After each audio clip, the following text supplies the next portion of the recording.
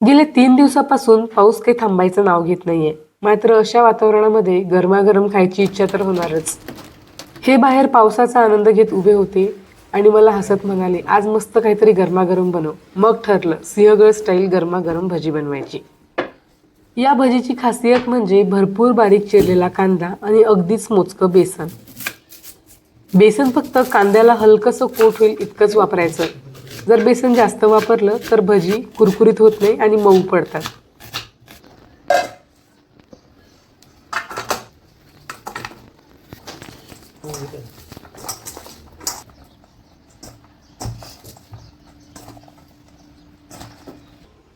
आता धने आणि ओवा जाडसर कुटून घ्यायचा.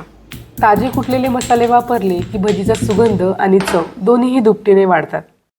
आता यामध्ये कुटलेले धने, ओवा, आवडीनुसार लाल तिखट आणि चवीनुसार मीठ घालायचं आणि सगळं साहित्य मस्त असं कांद्याला छान चोळून घ्यायचं.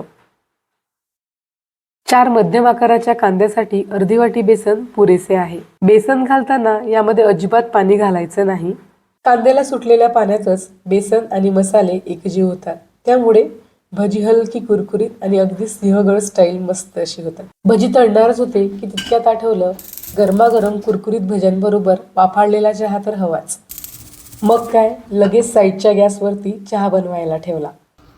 आता गरम तेलामध्ये सुरुवातीला मिरच्या तळून घ्यायच्या आणि नंतर भजी तळायचे. म्हणजे मिरचीचा जो स्वाद असतो तो त्या तेलामध्ये उतरतो. भजी कढईमध्ये लगेच सोडल्याबरोबर परतवायचे नाही. जेव्हा अशा प्रकारचे बुडबुडे कमी होतात त्यानंतर भजी परतवून घ्यायची आणि मस्त कुरकुरीत भजी होण्याकरता गॅसचा फ्लेम मिडियम टू लो ठेवायचा. आता ही खेकडा भजी जी असतात ना, ही थोडीशी पातळ असतात आणि याला असा प्रॉपर शेप नसतो. त्यामुळे अशी कशाही पातळ आकारामध्ये आपल्याला टाकायची आहे. गरमागरम भजी तर तयार झालीच आहे आणि मस्त असा वाफाळता चहाही तयार झालेला आहे. बाहेर पडणारा पाऊस, हातात गरमागरम चहा आणि सोबतच मस्त अशी गरमागरम कुरकुरीत भजी. अशा छोट्या छोट्या क्षणामध्येच खरी मजा असते. तर मग पाऊस आला तर तुमच्या घरी काय बनतं हे कमेंटमध्ये नक्की सांगा.